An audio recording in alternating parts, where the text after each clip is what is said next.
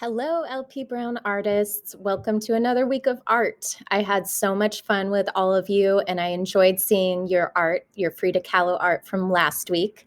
This week, we are focusing on another spectacular artist named Yayoik Kusama. And she's from Japan. You might recognize some of her artwork. She's all about spots, dots everywhere. So I'm going to start the class with a read aloud all about her life, and then we'll get to create our own Yayoik Kusama artwork. All right, enjoy. Yayoik Kusama From Here to Infinity by Sarah Suzuki, illustrated by Ellen Weinstein.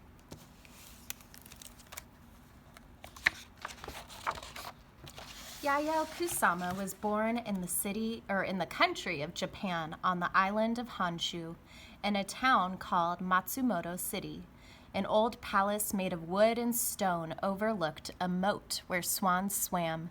The streets were lined with little shops, and snow-capped mountains rose in the distance, swallowing up the sun as it went down in the evening.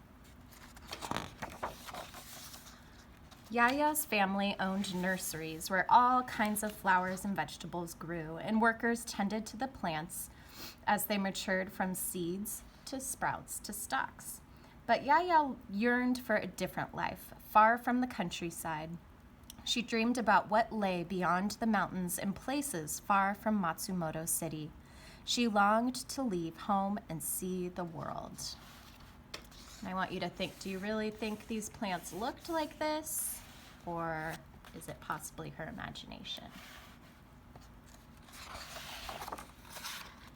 Yaya's mother wanted her to stay home and learn old-fashioned manners, how to dress elegantly, walk demurely, eat politely, and find a proper husband. But Yaya wanted to be an artist. Every day she went outside with ink and brushes and paper. She drew things she saw and things she imagined. She looked closely at the pebbles that lined the riverbed and at the leaves and stalks of plants. When she was older and studying in art school, her teachers disapproved of her work, and they demanded that Yaya paint in the traditional, precise Japanese style. When she was 28 years old, she packed up her silk kimonos and thousands of drawings and stuffed dollar bills into the toes of her shoes. It was her first airplane trip. There were only 4 other passengers, and the weather was stormy with rain and lightning. The airplane wobbled and dipped as it flew to America. Whoop. In New York, Yaya went to the top of the Empire State Building, the tallest building in a city full of tall buildings. When she looked down, she saw buses and cars and yellow taxis zooming up and down the avenues. From up on the 86th floor, they looked like dots. She felt very far from quiet Matsumoto City and her mother's rules. Here it seemed anything was possible. Yaya set about turning her drawings of dots into paintings. The dollar bills that she had brought to America quickly ran out, and she spent what little money she had left on paints and canvases. She worked day and night. She painted when she was cold. She painted when she was hungry. She painted when she was lonely. And she turned her dots into sculptures, too, into soft tubes that covered sofas and chairs and books. She was devoted to her dots. For her, they were a way of thinking about the world among the stars as one dot among millions of others. They were a way of thinking about infinity. Sometimes when she grew frustrated, she visited the Museum of Modern Art. She gazed at paintings by other artists, and she thought about why and how they were made. Her paintings seemed so different from those she had seen at MoMA. When she was at last ready to show her artwork in public, she invited all the friends she had made in New York. When she arrived, a crowd was spilling out onto the sidewalk. Her friends lifted her into the air, shouting, "Yaya, you've finally done it!" Word about her artwork spread quickly. Her friends told their friends, newspapers wrote about her work, and reporters clamored to interview her about her dots.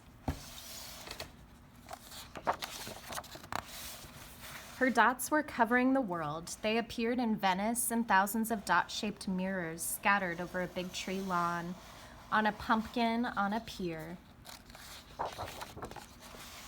on dresses and t-shirts and people walking down the street, in mirrored rooms where glowing dots were reflected and reflected again, an infinity of dots. There she is.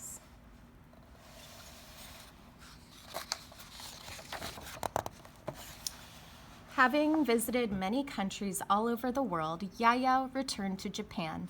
The country had changed since she left, with many different artists challenging the old traditional style, as Yayoi had been doing all along. Look, even her dog is polka dotting. She still lives in Japan, and she continues to paint her dots every day. And here is some artwork by Yayoi, infinity nets, untitled, flower, number F. Here's this couch, this chair. How cool is that? This is one of my favorites. It's called Infinity Mirrored Room, the souls of millions of light years away. So you stand in here and you're surrounded by dots and mirrors. It's like you're in space. And this is called the Obliteration Room, a room covered in dots, like something exploded.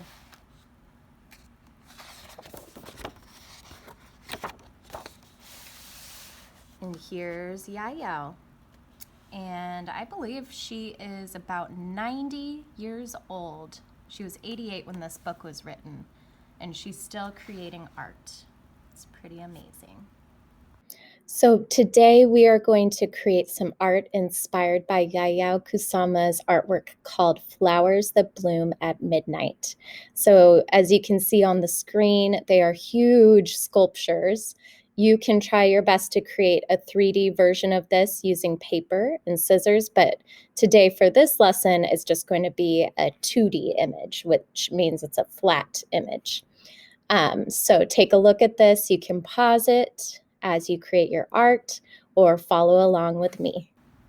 So if we look back at the book that I just read, you can see that the Flowers That Bloom at Midnight was inspired by Yayoi's life living on a nursery, a flower nursery, and she drew these kind of magical fantasy versions of the flowers that they grew. So let's get our papers ready to draw some wild flowers, funky flowers. You're going to need your paper, and I'm going to use crayons and watercolors, but you use whatever you prefer.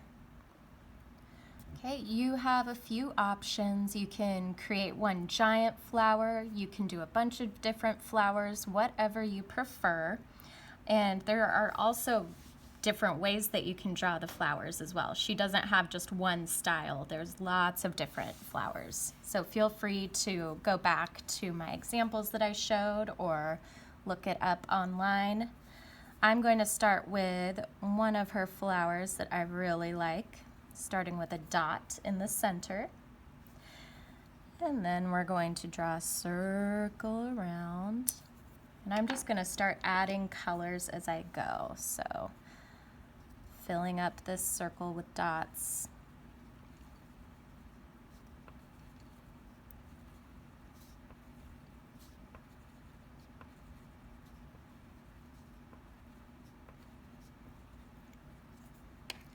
Next, I'm going to do a layer of kind of dots within dots. How many times can I say dots in one day? We'll find out.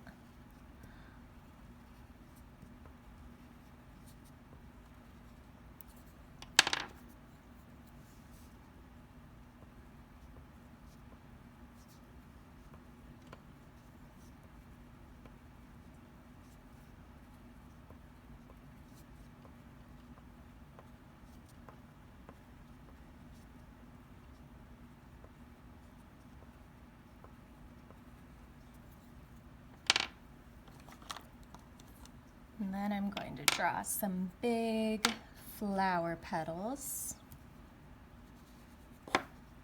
And for this one, they're kind of pointed.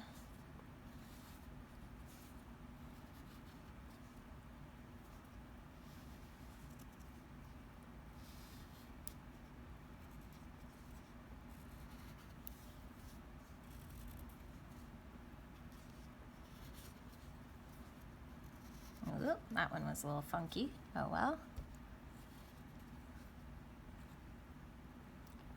I think I need to rotate my paper. There we go.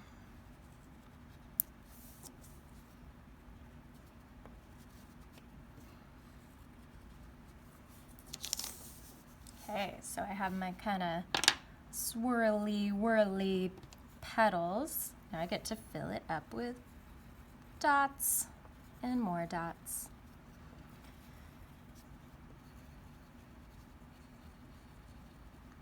I don't know about you, but my hand gets tired from all these dots. So feel free to take a break, stretch your hands a little, and get back to work.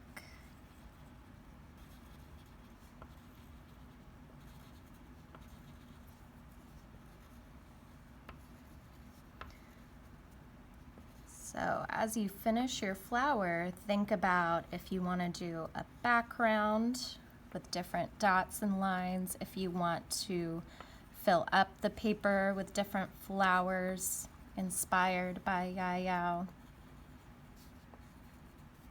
or use scissors to cut out the flower and glue it onto paper. It is up to you. So I'm going to do my time lapse and do some watercolors. You should have all received watercolors. I bought some for every single student in the school thanks to our PTO. So get your paints out, go wild with the polka dots, fill it up with color, and I'll meet you back here.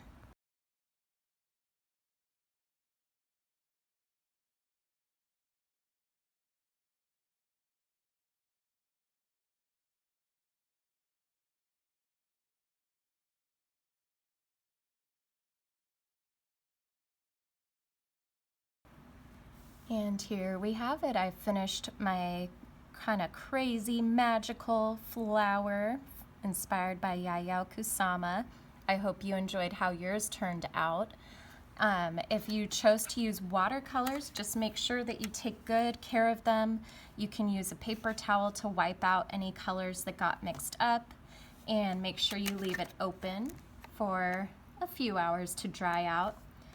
Wash your paintbrush and store it with the bristles pointing up so it doesn't get squashed. I hope you have a wonderful week and enjoy covering the world with dots like Yayoik Kusama. Bye-bye.